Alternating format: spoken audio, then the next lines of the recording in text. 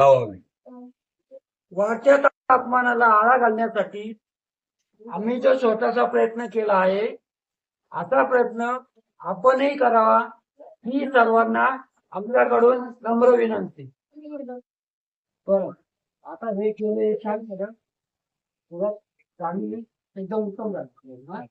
तर आता आम्ही निघतोय. आता अजून भरपूर कामं बनवली. अजून काय काम असेल तर सांगा, आम्ही सदैव तयार. हो, चालेल. आपल्यासाठी काय समज सगळ्यांसाठी करायचं आपल्याला.